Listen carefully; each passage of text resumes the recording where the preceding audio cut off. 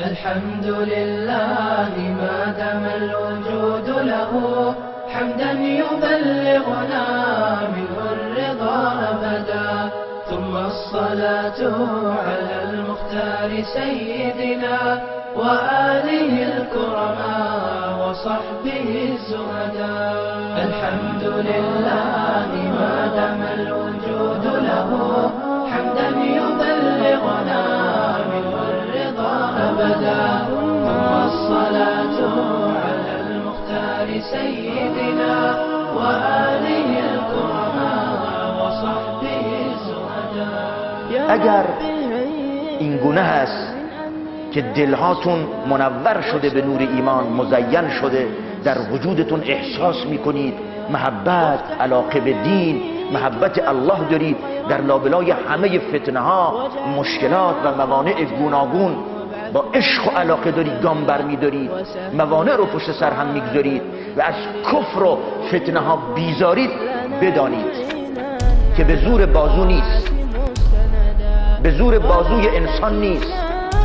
اگر پشت سر این محبت ایمان و این علاقمندی به دین و این تلاش و همت و این بیزاری از کفر، اگر پشت سر همه اینها فضل پروردگار و منت الله جل شأنه نبود، شما نمیتونستید قدمی رو بردارید در صراط مستقیم.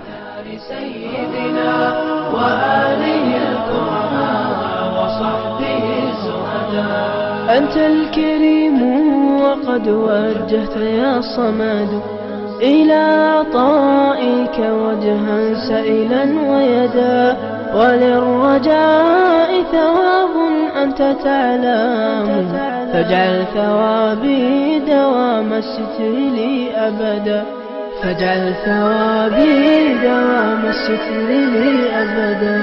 وقد مددت يدي بالذل مشتاكيا إليك يا خير من مدت إليه يدا. چون صراط مستقیم بر سر اون دو طرف این صراط مستقیم و راه خدا و راه بهشت، دو طرف اون چنان شیاطین انس و جن و در رأس اون ابلیس کمین گرفته‌اند، با تمام قوا و نیرو تلاش میکنن که مؤمن رو به در بکشونن، به انحراف بکشونن، گمراه بکنن، با وسوسه های گوناگون، با زرق و برق ها، با فتنه ها، با دعوت ها، با موانعی که ایجاد میکنن، به طرق مختلف با تمام نیرو اومدن که ایمان رو ازتون بگیرن، شما رو گمراه بکنن، بدبخت و بیچاره بکنن.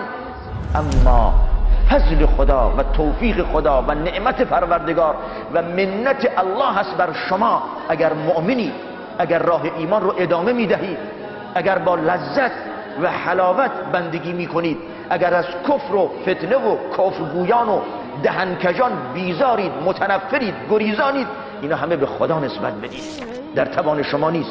فضلا من الله، این فضل پروردگار است، این نعمت الله جل شأنه که خداوند بهتون بخشیده به شما مؤمنین. پس خدا رو شکر بکنیم، اینه که در برابر هر بندگی حمد خدا بکنیم، در برابر هر توفیقی، هر نعمت معنوی که بالاخص داریم شکر خدا بکنیم و بزرگترین نعمت رو همین نعمت توفیق بندگی رو بدونیم و همیشه دلهامون، دستهامون، وجودمون به سوی الله جل شأنه باشد، از او بطلبیم، درخواست بکنیم. تعجاز عن إصلاح ما فسدا.